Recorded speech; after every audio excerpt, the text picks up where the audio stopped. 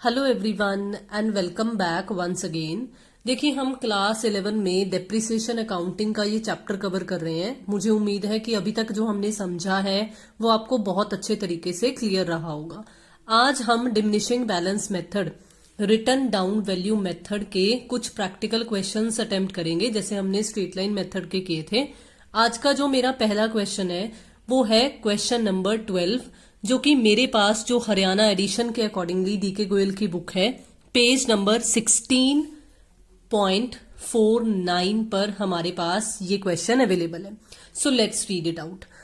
Ashok limited या Ashoka limited bought a machine on 1st April 2010 for rupees 2,40,000 and spent 4,000 on its carriage and 6,000 towards installation cost। देखो, हम बहुत concepts कर चुके हैं, हम जर्नल एंट्रीज में भी कर चुके हैं। आई होप कि ये आपको क्लियर होगा कि हमने टोटल कॉस्ट फाइंड आउट करने के लिए इन तीनों को ऐड कर देना है। On 1st July 2011 it purchased a second hand machinery for rupees 75,000 and spent 25,000 on its overhauling। तो ये भी आपको फिर से क्लियर है कि इनको भी दोनों को ऐड कर देना है जब हमने सेकेंड हैंड मशीनरी की कॉस्ट फाइंड आउट करनी है। अब नेक्स्ट क्या हुआ है, on 1st January 2013 it decided to sell the machinery bought on 1st April 2010 at a loss of 20,000। देखो, अभी तक हमने जितने भी क्वेश्चंस किए थे हम नॉर्मली उसमें गेन या लॉस फाइंड आउट करते थे, लेकिन ये क्वेश्चन में क्या है, आपको लॉस दिया हुआ है, आपको सेल प्राइस नहीं दी हुई है। तो आगे पढ़ते हैं एक बार क्वेश्चन, फिर उसके बाद देखेंगे कि इसे सॉल्व किस तरह से करेंगे। उसी सेम डेट को इन्होंने अनदर मशीन खरीद ली है 40,000 की। कंपनी 15% के हिसाब से पर एनम के हिसाब से डेप्रिसिएशन चार्ज करती है और मेथड आपको return down value method use करना है।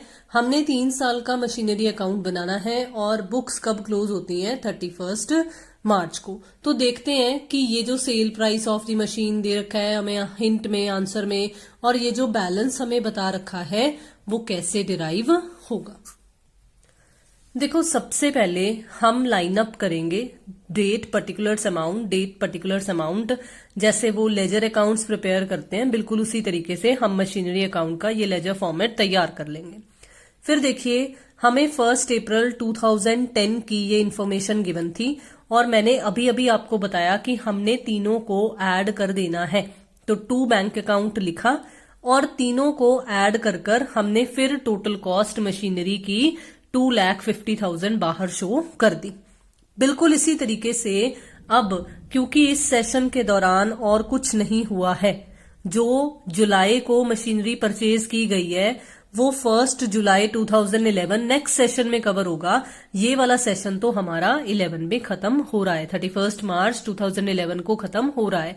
तो हमने डेप्रिसिएशन चार्ज करनी है। अब आपने इस डेट और इस डेट को कंपेयर करना है, और जैसे स्ट्रेट लाइन मेथड में हम करते थे कि पूरे साल का बन रहा है तो पूरे साल का 15% के हिसाब से डेप्रिसिएशन चार्ज कर दो। कर दिया। करने के बाद और कुछ तो है नहीं है, यही एक मशीन है, तो 2.5 लाख में से हम इसकी डेप्रिसिएशन माइनस कर देंगे तो हमारे पास बैलेंस कैरिड डाउन जो निकलेगा वो 212,500 निकल आएगा। ठीक है, अब क्या करेंगे, अब हमने नेक्स्ट ईयर का लाइनअप करना है, मतलब नेक्स्ट ईयर इस कैरेट डाउन को ब्रॉड डाउन बना लेना है और फिर हमने देखना है कि नेक्स्ट इस सेशन के दौरान क्या हुआ है। इस सेशन के दौरान हमें एक नई सेकेंड हैंड मशीनरी मतलब परचेज करनी पड़ी थी, तो हमने फिर से लिखा 1 जुलाई 2011 2 बैंक अकाउंट और दोनों को ऐड कर ओवरऑलिंग वाली भी साथ में ऐड कर फिर हमने 1 लाख रुपीज जो थी वो अमाउंट लिख दी। अब हम डेप्रिसिएशन चार्ज करेंगे। अब देखो, यही एक फर्क है स्ट्रेट लाइन मेथड में और रिटर्न डाउन वैल्यू मेथड में, सबसे बड़ा एक यही फर्क नहीं है, डिफरेंसेस और भी हैं, हम करेंगे थ्योरेटिकल पॉइंट ऑफ व्यू से ये भी। लेकिन अभी अगर मैं क्वेश्चन के पॉइंट ऑफ व्यू से बात करूं तो जो एक मेजर डिफरेंस कैलकुलेशन की फॉर्म में देखा जाता है वो है कि ये आ गई है रिटर्न डाउन वैल्यू, तो इस पर डेप्रिसिएशन चार्ज करना है। नहीं तो स्ट्रेट लाइन मेथड में तो हम ओरिजिनल कॉस्ट पर चार्ज करते थे, लेकिन इसमें अब हमने 212500 पर 15% लगाना है, जो कि 31875 पहली मशीन का डेप्रिसिएशन आ जाएगा। अब अगर हम बात करें सेकंड मशीन की, तो देखो compare this date and this date. अब जितने मंथ्स बनते हैं, 9 मंथ्स बनते हैं, तो इस 1 लाख वाली पर 15% 9 महीने के हिसाब से डेप्रिसिएशन लगा दीजिए। लगाने के बाद फिर से वही हमने balance carried down find out करने हैं। और अब क्योंकि 2 मशीनें हैं तो मैंने अलग अलग कर लिखा है। डेप्रिसिएशन जैसे अलग अलग लिखा था, बिल्कुल उसी तरीके से बैलेंस कैरेट डाउन भी अलग अलग लिखा है। पहली वाली में से पहली वाली का डेप्रिसिएशन माइनस कर दो, दूसरी वाली में से दूसरी वाली का डेप्रिसिएशन माइनस कर दो। ठीक है, आप चाहो तो आप इकट्ठा भी माइनस कर लिख सकते हो, ये 269375 आ जाएगा। लेकिन मैंने आपको पहले भी बताया था कि अगर हम इस तरह से करते हैं तो हमें बहुत ही कम वर्किंग नोट्स बनाने पड़ते हैं, क्योंकि हमारा आंसर, हमारा सोल्यूशन सेल्फ एक्सप्लेनेटरी हो जाता है। फिर उसके बाद देखो क्या करना है। जो हमारा नेक्स्ट सेशन है मेन, जिसमें सेल भी आएगी, वो क्या है, जब हम 1 अप्रैल 2012 को बैलेंस उतारेंगे, ये balance c d same as it is 1-2, वही सेम बैलेंस के पॉइंट ऑफ व्यू से बैलेंस बीडी बन जाएगा। अब ये सेशन खत्म होगा 31 मार्च 2013 को, लेकिन उससे पहले आ रही है 1 जनवरी 2013, जो कि हमारी सेल और परचेज वाली डेट है ना। तो 1 जनवरी 2013। देखो अभी तक हमने स्ट्रेट लाइन मेथड में इतना बहुत अच्छे तरीके से समझ लिया है कि जब भी कोई मशीनरी सेल होती है तो उस पर डेप्रिसिएशन आता है, उसकी सेल वैल्यू रिकॉर्ड होती है, और एक उस पर या तो प्रॉफिट या लॉस, ये दोनों में से कोई एक चीज निकलती है तो उसकी भी ट्रीटमेंट देनी होती है। तो आपने पहले जो चीज सबसे पहले चेक करनी है, वो चेक करनी है कि क्या जिस तारीख का हमने बैलेंस लिखा है उसी तारीख को वो सेल हो गई है। नहीं हुई है ना। हमने 1 अप्रैल 2012 को बैलेंस उतारा है और सेल कब हो रही है, 1 जनवरी 2013। तो जितने मंथ्स का बनता है पहले उतने मंथ्स के हिसाब से डेप्रीसिएशन चार्ज कर दो। ये पहली वाली मशीन सारी की सारी बिक रही है तो सारी की सारी पर डेप्रीसिएशन चार्ज करेंगे, लेकिन कितने महीने का, 9 मंथ्स का, क्योंकि टाइम पीरियड 9 मंथ्स है, तो हम डेप्रीसिएशन चार्ज कर देंगे। अब आपको क्वेश्चन में ही गिवन था कि हमने लॉस पर बेची है, तो आपको पता है कि लॉस इधर वाली साइड आता है, अगर प्रॉफिट होता तो वो इधर वाली साइड आता, लेकिन यहां लॉस है तो हमने इसी सेम डेट को by profit and loss account, जो 20,000 का लॉस दिया हुआ था, वो यहां लिख देना है। ठीक है, अब इसके लिए आप एक छोटे से वर्किंग नोट्स बना सकते हो। Let me show you. देखिए हम लिखेंगे calculation of sale value of the machine sold. हमें book value as on date of sale पता होनी चाहिए। अब आपको इतना पता है कि ये बुक वैल्यू कैसे निकलती है, ये निकलती है कि जितना टिल डेट तक का डेप्रिसिएशन है वो अगर हम कॉस्ट में से माइनस करते चले जाएं तो वो हमारे पास बुक वैल्यू निकल आती है। ये जो बैलेंस है ये हमें 1 अप्रैल का बैलेंस बीडी दिया हुआ था और हमने डेट को कंपेयर कर पता लगाया था ना कि ये 9 मंथ्स की डेप्रिसिएशन अभी और बनती है, तो इसे माइनस कर देंगे तो हमारे पास क्या निकल आएगी, हमारे पास book value as on date of sale निकल आएगी। देखो अगर मैंने ऐसे अलग अलग कर ना लिखा होता तो मुझे ना शुरू से वर्किंग नोट्स बनाने पड़ते कि ओरिजिनल कॉस्ट इतनी थी, पहले साल का डेप्रिसिएशन माइनस किया, फिर नेक्स्ट ईयर का माइनस किया, फिर मुझे वो पूरे शुरू से ओरिजिनल कॉस्ट से शुरू करना पड़ता। लेकिन क्योंकि मैंने 1-2 अलग अलग कर लिखा था, सेग्रीगेट कर लिखा था, तो मुझे ये वैल्यू पता थी, तो सिर्फ इसमें से जो करंट वाला डेप्रिसिएशन था ना वही माइनस करना पड़ा। तो आसान रहा ना, क्योंकि हमारा क्वेश्चन सेल्फ एक्सप्लेनेटरी था। तो अब क्या करना है, अब इतने की मशीन है, ये 20,000 लॉस पर बिक रही है, तो इतना तो आम है, इतना तो आप खुद ही अंदाजा लगा सकते हो कि अगर है इतने की लेकिन हम बेच लॉस पर रहे हैं तो हमें कितना मिल रहा है, माइनस कर हम सेल वैल्यू निकाल लेंगे। तो ये यहां पर by bank account balancing figure की फॉर्म में जो कि यहां लिखा हुआ है, हम 140305 सेल वैल्यू को यहां लिख देंगे। सेम इसी डेट को हमने परचेज भी की है, तो देखो डेबिट वाली साइड पर हमने सेम इसी डेट को टू बैंक अकाउंट और अमाउंट कॉलम में 40,000 लिखा हुआ है। ये हो जाने के बाद अब इस सेशन में कुछ नहीं और बचा, सिर्फ हमने क्या करना है, क्लोजिंग डेट पर पहुंचना है, हमें डेप्रिसिएशन चार्ज करनी है। अब देखो पहली वाली मशीन तो खत्म हो गई है, वो तो सेल हो गई है, तो देखो मैंने यहाँ 1 नहीं लिखा, मैंने यहाँ पर 2 लिखा है, क्योंकि मुझे सेकेंड मशीनरी पर डेप्रिसिएशन चार्ज करनी है। और एक ये जो नई वाली है थर्ड नंबर मैंने इसे दे दिया, तो 88750 क्योंकि रिटर्न डाउन है तो इस पर 15% चार्ज कर दीजिए। अब ये कुछ पॉइंट्स में आएगा, लेकिन हमने इसे इस तरीके से राउंड अप करके ही, मतलब पॉइंट्स को मैंने कंसीडर नहीं किया है, मैंने सीधा इसी तरीके से ये कर दिया है। मैंने इधर भी ऐसे ही किया था डेप्रिसिएशन को। बिल्कुल इसी तरीके से हम थर्ड वाली जो 40,000 की मशीन है इस पर भी 15%, लेकिन ये डेट का जरूर ध्यान रखना है कि 3 महीने ही बन रहे हैं, तो 3 महीने के हिसाब से डेप्रिसिएशन चार्ज कर दो, माइनस कर दो जिसकी जो वैल्यू थी उसमें से उसकी वाली डेप्रिसिएशन, तो हमारे पास बैलेंस सीडी निकल आएंगे, जो कि आप देख सकते हो कि इसका टोटल बिल्कुल उतना ही निकला है जैसा कि हमें हिंट में बताया गया था। तो मुझे उम्मीद है कि ये क्वेश्चन आपको बहुत ही आसानी से समझ में आ गया। चलिए अब देखते हैं नेक्स्ट क्वेश्चन। देखिए नेक्स्ट क्वेश्चन जो आज के सेशन के लिए लिया गया है वो नेक्स्ट पेज पर ही, मतलब 16.50 पर, ये 15th क्वेश्चन है। A company which closes its books on 31st March every year purchased on 1st July 2017 machinery costing rupees 30,000. It purchased further machinery on 1st January 2018 costing rupees 20,000 and on 1st October 2018 costing rupees 10,000. तो आपको 3 purchases बता रखी हैं। सबसे पहले आपने बहुत ही ध्यान से चेक करना है कि कौन सी वाली कौन से सेशन में कवर हो रही है। जैसे ये फर्स्ट इससे शुरू करेंगे, 17 को जो ये परचेज की गई है ये कब खत्म होगा सेशन, 31st March 2018। तो देखो ये पहले वाली और ये दूसरे वाली भी इसी में ही कवर हो रही है, क्योंकि 31 मार्च से पहले जनवरी आ जाएगा ना, तो ये दोनों तो एक ही सेशन में कवर होंगी।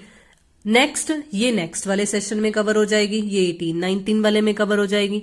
अब 1 अप्रैल 2019 सेशन की स्टार्टिंग में ही 1/3 of the machinery installed on 1 जुलाई 2017। अब सारी मशीन नहीं ऑब्सोलीट हुई है, सिर्फ 1/3। कई बार है ना ट्रक्स वाला क्वेश्चन आ जाता होता है, 10 ट्रक खरीदे थे, 1 ट्रक खराब हो गया, तो बिल्कुल उसी तरीके से मिलता जुलता ही ये वाला क्वेश्चन है कि 1/3 मशीनरी खराब हुई है, ऑब्सोलीट हुई है और उसे 3,000 रुपए में बेच दिया गया है। हमने मशीनरी अकाउंट बनाना है, हमें डेप्रिसिएशन डिमिनिशिंग बैलेंस मेथड और 10% डेप्रिसिएशन है ये चार्ज करना है, और हमें बैलेंस ऑफ मशीनरी बताना है 1 अप्रैल 2020 को कितना होगा। तो चलिए देखते हैं इसका सोल्यूशन। आप ये हिंट जरूर नोट कर लीजिए ताकि आप क्रॉस चेक कर सकें। अब देखो जैसा कि हमने अभी अभी देखा है कि 2 मशीनें हैं जो फर्स्ट वाले सेशन में ही कवर हो रही हैं, तो हमने 1 जुलाई 2017 लिखा, 2 बैंक अकाउंट 30,000 के हिसाब से पोस्टिंग कर दी। बिल्कुल इसी तरीके से 1 जनवरी 2018 लिखा और 2 बैंक अकाउंट 20,000 के हिसाब से पोस्टिंग कर दी। ये जो 17 वाला सेशन है ये खत्म होगा 31 मार्च 2018 को। तो अब आपने डेप्रिसिएशन चार्ज करनी है। पहली मशीन ये चेक करो फिर से कि कितने महीने का डेप्रिसिएशन बनता है। डेप्रिसिएशन बनता है 9 मंथ्स का, तो हम 30,000 पर 10% 9 मंथ्स के हिसाब से डेप्रिसिएशन कैलकुलेट कर देंगे। बिल्कुल इसी तरीके से नेक्स्ट जो मशीन है उसका अगर आप क्रॉस चेक करो तो सिर्फ 3 महीने ही बन रहे हैं, तो आप 3 महीने के हिसाब से डेप्रिसिएशन चार्ज कर दो। जैसे मैथ्स में करते थे ना P/R/T, तो वही वाला कंसेप्ट रहेगा, चाहे स्ट्रेट लाइन है चाहे WDV है। ठीक है, सिर्फ जो फर्क पड़ेगा वो बैलेंस या ओरिजिनल कॉस्ट का पड़ता होता है। तो अब आपने क्या करना है, 2 मशीनें हैं ना, तो मैंने फिर से वही 1-2 कर लिखा और 1-2 के हिसाब से ही बैलेंस कैरेट डाउन कैलकुलेट कर दिया। पहले वाले में से पहली वाली की डेप्रिसिएशन माइनस, दूसरे वाली में से दूसरे वाली की डेप्रिसिएशन माइनस। अब यही बैलेंस कैरेट डाउन हमारे क्या बन जाएंगे, यहाँ पर बैलेंस ब्रॉड डाउन। ठीक है, अब ब्रॉड डाउन बन गए और आप हमने क्वेश्चन क्या पढ़ा है कि एक और मशीन है जो इस सेशन में खरीदी गई है, तो हमने 1 अक्टूबर 2018 लिखा और 2 बैंक अकाउंट लिखा। फिर से ये 18 वाला सेशन खत्म हो रहा है 31 मार्च 2019 को। इस डेट तक कुछ नहीं हुआ, जो हुआ है वो 1 अप्रैल को हुआ है, तो यहां तक क्लोज कर दो, डेप्रिसिएशन चार्ज करो। अब डेप्रिसिएशन इन दोनों पर तो पूरे साल का लगेगा, लेकिन जो ये 1 अक्टूबर वाली है इस पर लगेगा 6 महीने का। तो हमने डेप्रिसिएशन चार्ज कर दिया। डेप्रिसिएशन चार्ज करने के बाद 3 मशीनें बन गई हैं, तो तीनों का अलग अलग से बैलेंस कैरिड डाउन कैलकुलेट कर दीजिए। ठीक है, फिर उसके बाद देखिए अब मेन मुद्दा आएगा जब हम इसे 1 अप्रैल को ब्रॉट डाउन की फॉर्म में उतारेंगे। अब ये थोड़ा सा पॉइंट समझने वाला है, आपको अच्छे से समझ में आ जाए तो मैंने हल्का सा यहां पर आपके लिए लिखा है, लेकिन हम इसे वर्किंग नोट्स में भी देखेंगे।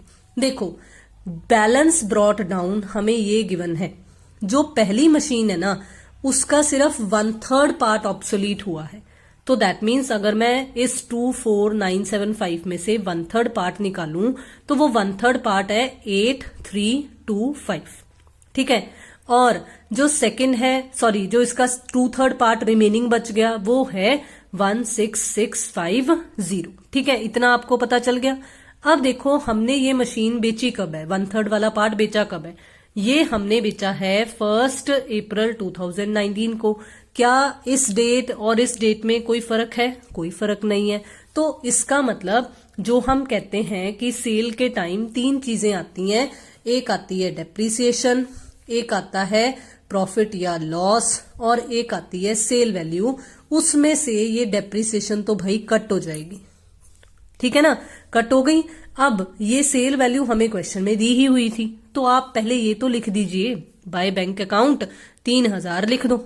अब जब बाय बैंक अकाउंट 3000 लिख दिया, डेप्रिसिएशन कोई चार्ज ही नहीं हुई, तो देखो वर्किंग नोट्स भी बनाने की कोई जरूरत नहीं है। फिर से सेल्फ एक्सप्लेनेटरी क्वेश्चन है।